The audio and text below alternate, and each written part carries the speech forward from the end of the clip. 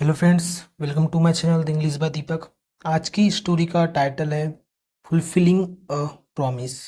Fulfil का मतलब होता है पूरा करना, पूरा करते हुए एक प्रॉमिस को या पूरा करना एक प्रॉमिस को, इसका मीनिंग हो जाएगा। फुलफिलिंग एक पार्टिसिपल प्रेजेंट पार्टिसिपल, अ डिटर्मिनर जिसको आर्टिकल बोलते हैं, और प्रॉमिस नाउन है। आर्टिकल आ गया, इसका मतलब डेफिनेट बात है कि इसके बाद में नाउन आएगा ही। तो जो यहाँ फुलफिलिंग है, इसे हम पार्टिसिपियल प्रीपोजिशन भी बोल सकते हैं, क्योंकि प्रीपोजिशन के बाद ऑब्जेक्ट आता है और ऑब्जेक्ट एक नाउन होता है, प्रोनाउन है जिरन, तो ये नाउन है। तो ये पार्टिसिपल प्रीपोजिशन भी इसे बोला जा सकता है। रेड कलर में वर्ड्स है, सब्जेक्ट्स है, येलो कलर में वर्ड्स है, इनकी वर्ब है जो मैंने हाईलाइट किए हैं। और प्लीज़ फ्रेंड, वीडियो को लाइक करें और एंडिंग तक बने रहे, आपको बहुत सारी चीज़ें यहाँ पे देखने को सीखने को मिलेगी। ट्रांसलेशन के साथ साथ ग्रामर भी, बहुत सारी ग्रामर के रूल्स हम डिस्कस करेंगे। तो शुरू करते। एवर सिंस द बिगिनिंग, शुरू से ही। एवर का मतलब होता है कि मतलब शुरू से ही, मतलब एक हिसाब से देखे तो इम्फेसाइज करने के लिए देता है कि शुरू से ही मतलब पहले से ही बने रहे वो लोग। तो शुरू से ही गर्ल्स फैमिली मेंबर, लड़की के परिवार सदस्य, मतलब पारिवारिक सदस्य, ऐसे मेंबर्स है, यहाँ पे प्लूरल रहेगा सब्जेक्ट। तो लड़की के जो फैमिली मेंबर्स है, डिसएग्री तो असहमत होते हैं, हर रिलेशनशिप उसके रिलेशनशिप के लिए, विथ द बॉय, रिलेशनशिप किसके साथ था, जो लड़के के साथ था। द बॉय के पहले यहाँ द लगा है, क्योंकि ये लड़का एक निश्चित लड़के की बात की जा रही है। वैसे नाम तो नहीं लिखा, लेकिन एक निश्चित लड़का, क्योंकि उसका जो रिलेशन रहेगा एक निश्चित, एक लड़के से ही रहेगा, 10-15 से तो रहेगा नहीं। तो एक निश्चित लड़के की से बात हो रही, इसलिए यहाँ पे द लगाया गया है। तो जो लड़की के जो फैमिली मेंबर्स थे, डिसएग्री थे, असहमत है उसके रिलेशनशिप से जो लड़के के साथ है। सेइंग कहते हुए, दैट की, because of the family background, क्योंकि जो फैमिली बैकग्राउंड है किसका, लड़के का। इफ क्योंकि सी, और तो मतलब वो डिसएग्री इसलिए है क्योंकि फैमिली बैकग्राउंड लड़के का सही नहीं है। और इफ यदि, सी इंसिस्ट ऑफ बीइंग टुगेदर, और वह जो लड़की है इंसिस्ट ऑफ, इंसिस्ट मतलब होता है कि जोर देना, जोर देती है होने के लिए एक साथ, विद द बॉय लड़के के साथ। सिविल, सी विल जो है, सिल जो लिखा है, सी विल का एब्रिविएटेड फॉर्म है, ये इसका एब्रिविएटेड फॉर्म है। इसका मतलब होता है संक्षिप्त रूप। तो सी विल का ये संक्षिप्त रूप है, सिविल, सिल है ना। तो सी विल सफ़र, तो वह सफ़र करेगी। सफ़र का मतलब होता है कि किसी चीज़ को सहना, तो वह सहेगी फॉर हर ओल लाइफ, लाइफ टाइम। होल मतलब होता है संपूर्ण, लाइफ टाइम जीवन, तो पूरे संपूर्ण जीवन के लिए उसको मतलब दर्द सहना पड़ेगा, मुसीबत झेलना पड़ेगा, यदि वो जोर देती है वो लड़के के साथ रहने के लिए। ग्रामर की बात करें, ये सब्जेक्ट हो गया, डिसएग्री इसकी वर्ब है, ये मेंबर्स आएगा क्योंकि प्लूरल वर्ब है। जैसे नाउन में यस ईएस आईएस लगा के प्लूरल किया जाता है, वैसे ही ठीक उसका उल्टा वर्ब में यस ईएस आईएस लगा के उसका सिंगुलर किया जाता है। जितनी भी डिक्शनरी में जो आपकी नाउन रहती है सिंगुलर फॉर्म में रहती है, जितनी भी वर्ब्स है वो प्लूरल फॉर्म में रहती है। हर रिलेशनशिप इनका इसका ऑब्जेक्ट है। सेंटेंस, यदि टेंस की बात करें तो सिंपल प्रेजेंट टेंस में सेंटेंस लिखा है, सब्जेक्ट वर्ब की फर्स्ट फॉर्म, ऑब्जेक्ट। सिंस यहाँ पे प्रीपोजिशन है, प्रीपोजिशन अपने बाद ऑब्जेक्ट लेता है। अच्छा, किसी भी सेंटेंस का सब्जेक्ट या ऑब्जेक्ट या तो एक नाउन होगा, प्रोनाउन होगा, या वर्ब की फोर्थ फॉर्म जिसको जिरंड बोलते हो होगा। तो यहाँ पे मेंबर्स जो है नाउन है, फैमिली मेंबर्स नाउन है, और रिलेशनशिप यहाँ पे जो ऑब्जेक्ट का फंक्शन कर रहा है नाउन है। हर पजेसिव एडजेक्टिव है जो नाउन की विशेषता बता रहा है। और जो यहाँ पे कॉमा जैसे दिख रहा है, इसे एपोस्ट्रोफी बोला जाता है, इसको बोला जाता है एपोस्ट्रोफी। इसे एपोस्ट्रोफी बोला जाता है, जो नाउन का एक पजेसिव केस कहलाता है। एपोस्ट्रोफी के दोनों तरफ जो शब्द रहते हैं, दोनों के दोनों नाउन रहते हैं। तो गर्ल्स भी नाउन, गर्ल भी नाउन है, और फैमिली मेंबर भी नाउन है, और ये दो नाउन जब साथ में, उसे कंपाउंड नाउन कहा जाता है। द आर्टिकल है, और आर्टिकल के बाद में डेफिनेट बाद नाउन आता ही है, इसलिए यहाँ पे नाउन आया है। जैसे द देखो तो इसके बाद में नाउन आया है, कॉमन नाउन है, गर्ल भी कॉमन नाउन है, मेंबर भी कॉमन नाउन है, फैमिली भी कॉमन नाउन है, और रिलेशनशिप एक एब्स्ट्रैक्ट नाउन है। ओके। सी यहाँ पे एक प्रोनाउन है जो दूसरे सेंटेंस का सब्जेक्ट है। तो सी यहाँ पे एक प्रोनाउन है, पर्सनल प्रोनाउन है। प्रोनाउन के 10 टाइप होते हैं, और इसकी वर्ब इंसिस्ट है, यहाँ पे यस आ जाएगा। सिविल, जो यहाँ पे भी प्रोनाउन सब्जेक्ट है, इसकी वर्ब विल और सफर दोनों है। विल हेल्पिंग वर्ब है, सफर मेन वर्ब रहेगी। तो because of the pressure, pressure के कारण, बिकॉज ऑफ एक क्या है, प्रीपोजिशन है, फ्रेजल प्रीपोजिशन है। प्रीपोजिशन के चार टाइप होते हैं। एक टाइप होता है सिंपल प्रीपोजिशन, एक होता है कंपाउंड प्रीपोजिशन, एक होता है फ्रेजल प्रीपोजिशन, एक होता है पार्टिसिपियल पार्टिसिप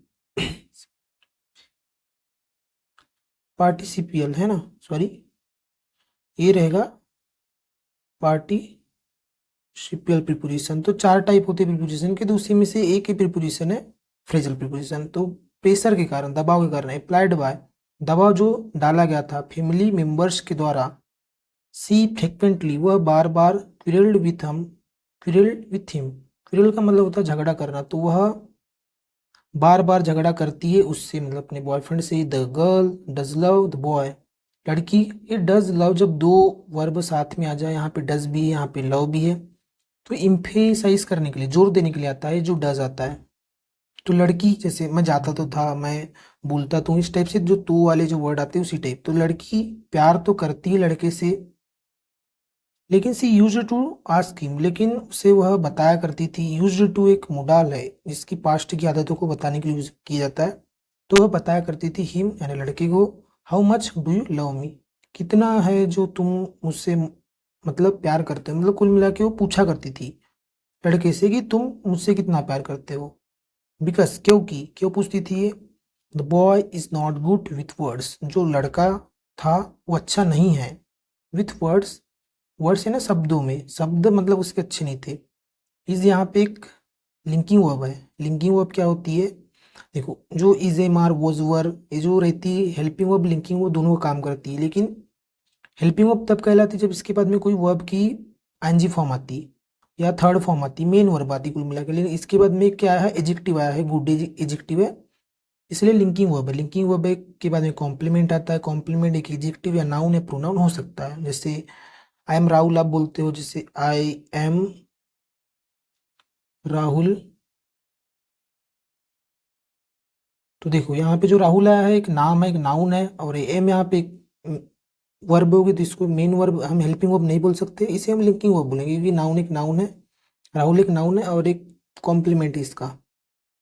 तो the boy is not good with word, तो जो लड़का है नहीं, मतलब नहीं है अच्छा वर्ड्स में, शब्दों में अच्छे शब्द यूज नहीं करता। He use to make her angry, वह उसे बनाता था क्या, गुस्सा, मतलब उसे गुस्सा दिलाता था वो, विथ एडिशनल कमेंट, अतिरिक्त टीका टिप्पणी के साथ, फ्रॉम हर पेरेंट्स, उसके पेरेंट्स से, उसके पेरेंट्स से जो बहुत ज़्यादा बोल रहे थे इस चीज़ के साथ। हर मूड गेट इवन वर्स, तो उसका जो मूड था गेट इवन वर्स, पहले से भी और ज़्यादा बेकार, वर्ष यानी बेकार, खराब होते रहता था, क्योंकि उसके पेरेंट्स भी उधर बोलते रहते कुछ ही कुछ।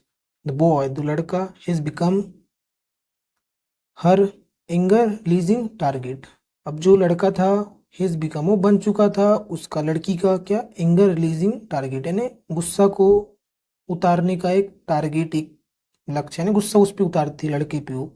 एंड और द बॉय, और जो लड़का था, जस्ट साइलेंटली, केवल चुपचाप, अलॉड, अलाउ करता था उसको, परमिशन देता था हर उसको, टू कंटिन्यूसली रिलीज, लगातार रिलीज करना, रिलीज यानी मुक्त करना है, उतार देना, उतारना, हर एंगर ऑन हिम, अपने पर गुस्सा, उसका जो गुस्सा उतारने देता था वो। लड़का भी कुछ नहीं बोलता था, उतार भैया मेरे पे गुस्सा, ऐसा बोलता था वो। लेटर, बाद में, the boy graduated from university, बाद में जो लड़का है ग्रेजुएट हुआ यूनिवर्सिटी से। The boy graduated from the university, sentence लिखा है सिंपल पास्ट टेंस में, ये सब्जेक्ट, ये वर्ब की सेकंड फॉर्म, ईडी लगा है तो एक रेगुलर वर्ब है। रेगुलर वर्ब की third form second form same होती है, ईडी लगता है, यानी ग्रेजुएटेड ग्रेजुएटेड ही रहेगा, ग्रेजुएट ग्रेजुएटेड ग्रेजुएटेड। लेकिन ये सेकंड फॉर्म में कैसे पहचाने कि इससे पहले कोई भी हेल्पिंग वर्ब नहीं आई है, इससे पहले हेल्पिंग वर्ब आती तो ये वर्ब की थर्ड फॉर्म कहलाती है। अभी ये सेकंड फॉर्म है, second form simple past tense में आती है, इसलिए सिंपल पास्ट टेंस का फॉर्मूला है, तो ग्रेजुएट हुआ ऐसा मीनिंग निकलेगा। ही प्लान, सब वो प्लान करता है, सिंपल प्रेजेंट टेंस का फॉर्मूला है, टू फर्दर स्टडी, आगे की स्टडी करने के लिए, ओवरसीज यानी विदेशों में, यानी दूसरे देश में। बट लेकिन, बिफोर ही लेफ्ट, लेकिन इससे पहले जब वो गया, ही प्रपोज, उसने प्रपोज किया, टू द गर्ल, लड़की को, आई डोंट नो, क्या प्रपोज किए, आई डोंट नो मैं नहीं जानता, हाउ टू से कैसे कहना है, नाइस वर्ड अच्छे शब्दों को, बट लेकिन, आई डू नो मैं जानता तो हूँ, दैट की आई लव यू कि मैं तुमसे प्यार करता हूँ, इफ यदि, यू एग्री तुम एग्री होती हो, आई एम विलिंग मैं, विल का मतलब होता है, यहाँ विल कोई हेल्पिंग वर्ब नहीं है, इसका यहाँ मेन वर्ब का फंक्शन कर रही है, और विल का जब मेन वर्ब की तरह फंक्शन करती है उसका मतलब होता है इच्छा करना। तो मैं इच्छा कर रहा हूँ to take care of you, कि मैं तुम्हारा ध्यान रखूँ, द होल लाइफ पूरे जीवन भर, अबाउट योर फैमिली मेम्बर्स और तुम्हारे फैमिली मेम्बर्स के बारे में, आई विल वर्क हार्ड, यदि तुम्हारी मतलब फैमिली मेम्बर की यदि बात आती है तो मैं कठिन काम करूँगा, फ्यूचर की सिंपल फ्यूचर टेंस का फॉर्मूला है आई विल, तो मैं कठिन काम करूँगा टू कन्विंस, तो उनको कन्विंस मतलब किसी को मतलब समझाना, मतलब रेडी करना कि भाई प्लीज़ मान जाओ इस टाइप से, तो उनको कन्विंस करने के लिए मैं हार्ड वर्क करूँगा, देम उनको, एंड एग्री ऑनर्स, और इस चीज़ के लिए कन्विंस करूँगा कि वो हमारे लिए एग्री हो जाए, कि हमारे रिलेशन को एक्सेप्ट कर ले। मेरी में विल यू, शादी करोगे या नहीं, ये जो लिखा है यहाँ पे, जो फॉर्मूला है, जो सेंटेंस, ये क्वेश्चन टैग में लिखा है, जो विल यू लिखा है यहाँ पे क्वेश्चन टैग बोला जाता है इसे, ये इंपेरेटिव सेंटेंस है क्योंकि वर्ब से शुरू हुआ इंपेरेटिव सेंटेंस है, इंपेरेटिव सेंटेंस का जो क्वेश्चन टैग विल यू ही बनता है। शादी करोगी या नहीं, द गर्ल एग्रीड, तो लड़की एग्री हो गई, एंड हर पेरेंट्स, और जो उसके पेरेंट्स थे, लुकिंग एट द एफर्ट, देखते हुए कोशिशों को, कोशिश जो शोन बाय द बॉय, कोशिशें जो की गई थी या दिखाई गई थी लड़के के द्वारा, तो पेरेंट्स भी क्या हो गए, एग्री हो गए, विथ देम उनके साथ, एंड उनसे एग्री हो गए, लड़के ने भी कोशिश की ना, देखो यहाँ पे एफर्ट लगाया, तो लड़के के इस एफर्ट को देखकर वो भी एग्री हो गए, फाइनली अंततः before the boy go oversee, पहले द बॉय गो ओवरसी, जो लड़का ओवरसी जाता है उससे पहले, दे आर इंगेज्ड, अब वो कैसे हुई, इंगेज हो गए, मतलब ये इंगेजमेंट हो गई, the girl stay back in the home town, और जो लड़की है स्टे बैक वापस चली गई अपने होम टाउन, अपने घर पर जहाँ वो रहती थी, या अपने घर पे रहती थी कुल मिला के, step into the working society, और स्टेप इनटू यानी होता है कि एक हिसाब से प्रवेश ले लेना, या एक काम को ज्वाइन कर लेना, तो उसने काम ज्वाइन कर लिया, एक वर्किंग सोसाइटी में काम करने लगी, वेयर जहाँ पे, इज वही, the boy continuing his study oversee, इस एक तरफ वो काम करती थी, दूसरी तरफ वहीं जो लड़का था कंटिन्यू लगातार रूप से अपनी स्टडी को ओवरसी में कर रहा था, दे मेंटेन्ड, उन्होंने मेंटेन किया, दे रिलेशनशिप में रिलेशनशिप को, थ्रू टेलीफोन एंड लेटर्स, किसके माध्यम से, टेलीफोन यानी फोन कॉल और लेटर्स के माध्यम से, ऑल दो हालांकि, टाइम इज डिफिकल्ट, समय बहुत ही मुश्किल है, टू गेट थ्रू विथ, जिससे निकलना, गेट थ्रू विथ यानी कुल मिला के समय से निकलना, बट लेकिन बोथ ऑफ देम, दोनों उनमें से, यानी दोनों के दोनों, नेवर गिव अप, कभी भी नहीं छोड़े, मतलब बाहर रह के भी उनकी कॉलिंग से बात होती थी और रिलेशन मेंटेन में था। बोथ यहाँ पे क्या है, प्रोनाउन है, ओके, और गिव अप इसकी वर्ब हो गई, प्लूरल इसलिए यहाँ पे यस यस नहीं लगा है, गिव अप मतलब त्यागना, एक फ्रेजल वर्ब है, नेवर एक एडवर्ब है। वन डे एक दिन, द गर्ल लेफ्ट होम, लड़की जो है निकलती घर से, फॉर वर्क काम के लिए, इज यूजुअल यानी सामान्य की तरह यानी पहले से ही, ऑन हर वे अपने रास्ते पर, टू द बस स्टॉप से होते हुए, अ कार लॉसेस, तो वहाँ क्या होता है, कार खो देती है control, and knocks her down, knock down यानी होता है ठोकर मार के गिरा देना, तो एक फ्रेजल वर्ब है, और याद रखना फ्रेजल वर्ब के बीच में यदि ऑब्जेक्ट कोई क्या रहता है, यदि ऑब्जेक्ट एक प्रोनाउन होता है, पर्सनल प्रोनाउन, तब फ्रेजल वर्ब के बीच में पर्सनल प्रोनाउन को लिखा जाता है, ऑब्जेक्ट जब आ जाए तो इसलिए यहाँ पे ऑब्जेक्ट को फ्रेजल वर्ब के बीच में लिखा गया है, तो उसको गिरा देता है ठोकर मार के, एस जैसे ही सी वॉक, वह उठती है, फ्रॉम अनकॉन्शियसनेस, कॉन्शियसनेस का मतलब होता है कि चेतना, अन लग गया मतलब अचेतन, जब वो बेहोशी से उठती है, सी सा वो उसने देखा, क्या देखी भाई, हर पेरेंट्स, उसके जो पेरेंट्स है, एंड रियलाइज की, how seriously she got hurt, कितना गंभीर रूप से उसे, गॉट हर्ट यानी उसे हर्ट हुआ यानी चोट लगी, एंड हाउ कितना, फॉर्चून ऑफर, उसका जो भाग्य को मतलब यानी कितना उसका अच्छा भाग्य था, नॉट टू गेट किल, कि उसके भाग्य ने उसे मरने भी नहीं दिया। लुकिंग एट हर पेरेंट्स, देखते हुए अपने पेरेंट्स को, विथ देयर फेस्ड, किस चीज के साथ, उसके उनके जो फेस थे, गॉट ऑल वेट, पूरे के पूरे मतलब वेट यानी भीगे हुए थे, बाय देयर टीयर्स, उनके आंसू से। सी ट्राइड टू कंफर्ट देम, उसने कोशिश की उनको कंफर्ट करने की। बट देन, लेकिन तब, सी फाउंड, उसने पाया, दैट, फाउंड आउट यानी पाया, दैट की, सी कुडंट इवन स्पेल आउट, वह, स्पेल आउट मतलब होता है कि बोलना, उच्चारण निकालना, वह नहीं, उच्चारण भी नहीं निकाल सकती थी, इवन यानी भी, तो वह उच्चारण भी नहीं निकाल सकती थी। अ वर्ड, एक वह शब्द का एक शब्द भी नहीं निकाल पा रही थी वो। सी ट्राइड, उसने कोशिश की, हर बेस्ट, अपना पूरा पूरा बेस्ट देने की कोशिश की, बोलने की कोशिश की, टू मेक सम वॉइस, कुछ आवाज निकालने की, बट लेकिन ऑल, लेकिन सब, सी मैनेज्ड, जो भी उसने मैनेज किया बोलने के लिए, तो सबका सब क्या था, to breathe without any voice, सबकी पूरी की पूरी आवाज थी बिना किसी, सॉरी, पूरी की पूरी क्या थी, बस एक श्वास थी, मतलब बोल रही थी, बस हवा निकल रही थी उसके मुंह से, कोई आवाज ही निकल रही थी। सी इज म्यूट, वह गूंगी है, according to the doctor, doctor के अनुसार, अकॉर्डिंग अकॉर्डिंग टू एक फ्रेजल प्रीपोजिशन है, और प्रीपोजिशन के बाद ऑब्जेक्ट आता है, तो द डॉक्टर ऑब्जेक्ट है, जिसमें डॉक्टर नाउन है, द आर्टिकल है, आर्टिकल है तो डेफिनेट बात है कि इसके बाद में नाउन आएगा ही। यदि इसकी विशेषता बताना रहता, कोई एडजेक्टिव इससे पहले आ सकता था। द इंजरी, जो इंजरी है, जो चोट है, अफेक्टेड, तो उसने अफेक्टेड की हर ब्रेन, उसके ब्रेन को, प्रभाव डाली उसके ब्रेन पर, एंड और दैट कॉसेज, और ये जो था कारण बनती है हर उसका, टू बी म्यूट, गूंगी होने का, for the rest of her life, उसका जो जीवन का जो बच्चा कुछ जो दिन है उसके लिए वो, मतलब वो म्यूट, मतलब उसको गूंगी बनाने का कारण बन जाता है वो, क्या, इंजरी, या जो उसको जो चोट लगी थी वो। रेस्ट यानी होता है रिमेन, रिमेन यानी होता है बच्ची कुची लाइफ। लिसनिंग, सुनते हुए, टू हर पेरेंट्स, अपने माता पिता को। परसुएड, तो मतलब वो सुनती थी और उस चीज़ को फॉलो करती थी, परसुएड मतलब फॉलो करना। But can't, but can't even reply with a single word, follow तो करती थी लेकिन रिप्लाई नहीं कर सकती थी एक शब्द से भी, एक शब्द से भी रिप्लाई नहीं कर पाती थी वो। द गर्ल कोलेप्स्ड, जो लड़की थी, लड़की पूरी मतलब पूरी ढल गई, ढल गई मतलब कोलेप्स का मतलब होता है टक्कर मार के पूरी बिखर जाना, तो एकदम बिखरी बिखरी सी हुई।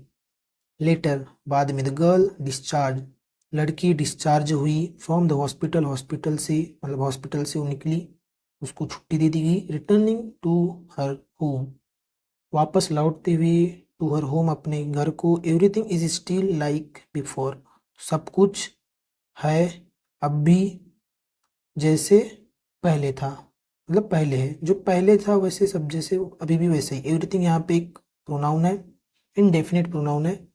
इज लिंकिंग वर्ब है। स्टिल क्या है, एक स्टिल एक एडवर्ब, और लाइक एक प्रीपोजिशन है, प्रीपोजिशन का object before.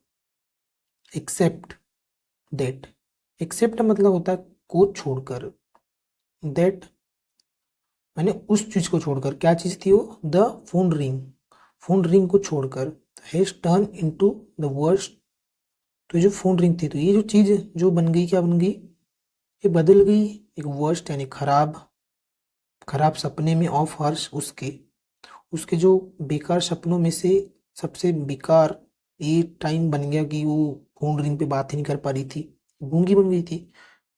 Ring after ring, ring के बाद रिंग, रिंग पे रिंग आ रही थी कंटिन्यूसली लगातार। स्टिमुलेट हर, तो इस चीज ने उससे लगातार, स्टिमुलेट का मतलब होता है भड़काना, अंदर से प्रेरित करना या किसी चीज के लिए करने के लिए फोर्स करना अंदर से, कंटिन्यूसली इस चीज ने उसे फोर्स किया। स्टिमुलेटिंग हर पेन, और बढ़ाते गया उसके दर्द को। बट लेकिन सी कांट टेल द बॉय, लेकिन नहीं सकती थी वो बता लड़के को। कैन नॉट का एब्रिविएटेड फॉर्म है। कैन एक मोडाल है, मोडाल 24 होती है जिसमें से 8-10 मेन होती है। कैन, कुड, इसका पास्ट कुड होता है।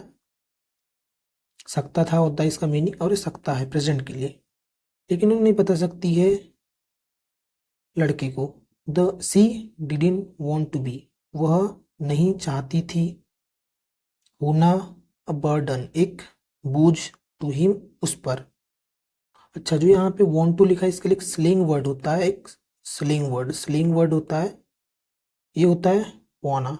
वाना यूज कर सकते हो आप फास्ट इंग्लिश बोलने के लिए, जैसे she didn't wanna to be burden to him, ये थोड़ा अंग्रेज टाइप लगता है, थोड़े आप भी थोड़े खिलखिले होंगे। तो वो नहीं चाहती थी होना बर्डन उस पर।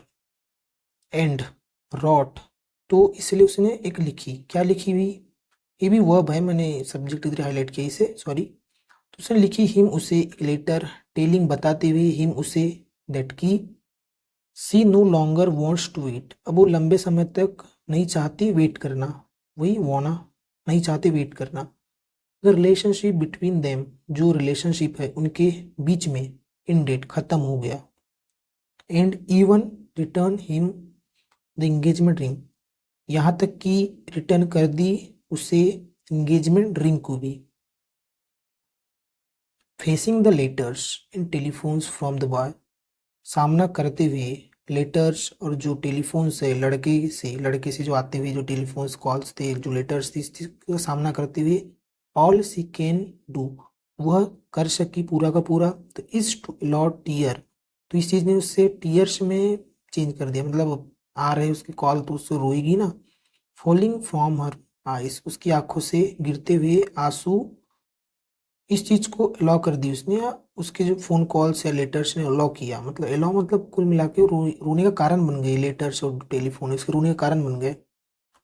हर फादर, उसका फादर ने डिसाइड किया टू मूव, पीछे हटने का, मतलब कुल मिला के वही शादी न करना। आफ्टर सीइंग द पेन, देखने के बाद, दर्द के बाद हो जाता है आफ्टर, एक प्रीपोजिशन है, ये होता है कंपाउंड प्रीपोजिशन, क्योंकि देखो ए से शुरू हुआ है तो कंपाउंड प्रीपोजिशन है।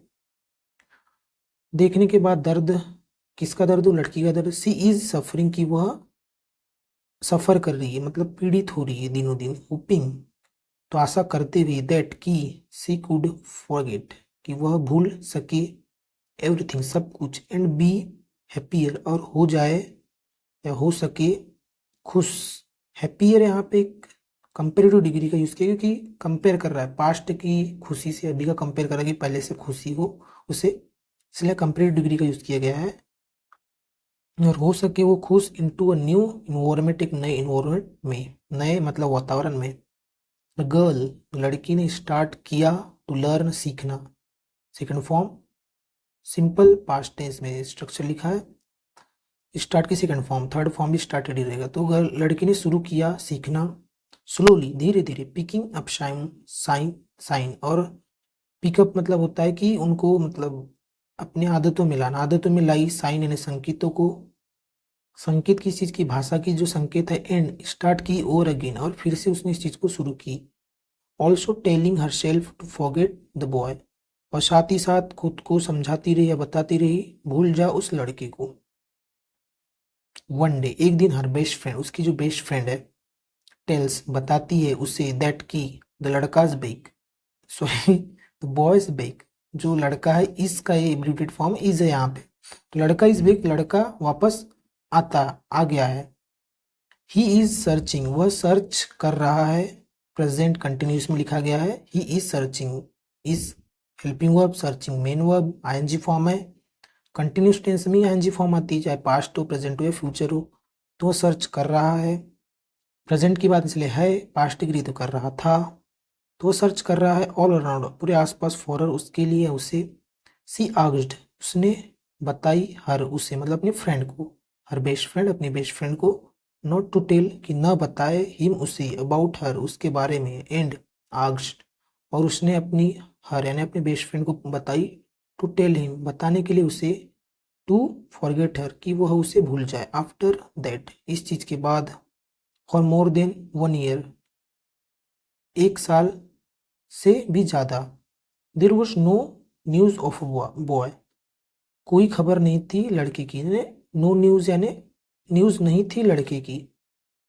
अच्छा, यहाँ पे जो there was no news of boy, यहाँ पे पहले नो न्यूज़ सब्जेक्ट है, इससे पहले इसकी वर्ब है वॉज, क्यों, क्योंकि इन्वर्जन लगा यहाँ पे, इन्वर्जन लगा। इन्वर्जन में क्या होता है कि सब्जेक्ट की वर्ब सब्जेक्ट से पहले लिखी जाती है। क्यों लिखी गई यहाँ पे कि यहाँ पे देयर एक एडवर्ब आया है, देयर एडवर्ब के बाद में इन्वर्जन लगता है। जैसे एक हेयर होता है, सेल्डम होता है, सेल्डम होता है, हार्डली होता है। ये कुछ वर्ड्स है, इन्हें एडवर्ब कहा जाता है, एडवर्ब है, इनके बाद में इन्वर्जन लगता है, इसलिए यहाँ पे इन्वर्जन लगा है। तो कोई न्यूज़ नहीं थी लड़के की।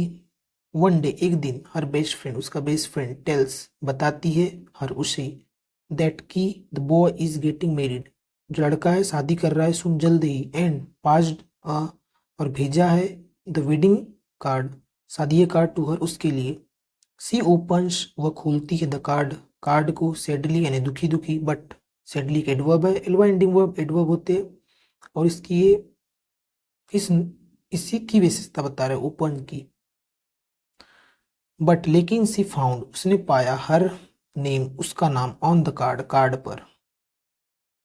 द मोमेंट, अब जो क्षण था, she want to ask her best friend, अब जो मोमेंट था वो सी वॉन्ट टू आस्क, तो वह बताना चाहती है हर बेस्ट फ्रेंड को, वाना, है ना, तो सी वाना आस्क हर बेस्ट फ्रेंड, तो वह अपने बेस्ट फ्रेंड को बताना चाहती है। The boy appears in front of, मतलब जो देखी उसने कार्ड में वो चीज़ अपने बताने वाली थी अपने फ्रेंड को, कि तभी लड़का दिखाई देता है, पियर्स यानी दिखाई देना, दिखाई देता है, इन फ्रंट ऑफ हर, उसके सामने, विथ, अच्छा, इन फ्रंट ऑफ हर, ये जो इन फ्रंट ऑफ लिखा, ये भी एक फ्रेजल प्रीपोजिशन, इतना, इसका ऑब्जेक्ट हो गया जो पर्सनल प्रोनाउन है।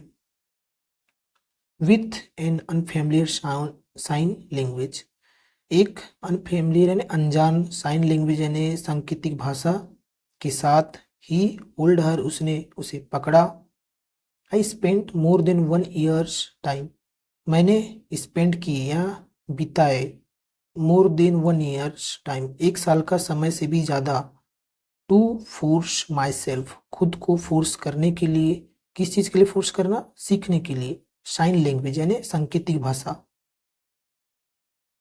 इन ऑर्डर टू टेल यू, तुम्हें बताने के लिए, आई हैव नॉट फॉरगॉट, मैं नहीं भूला हूँ, और प्रॉमिस, हमारा जो प्रॉमिस है, गिव मी एन अपॉर्चुनिटी, मुझे दो एक मौका, let me be your voice, मुझे तुम्हारी आवाज़ बनने दो, मतलब मुझे एक मौका दो तुम्हारी आवाज़ बनने का।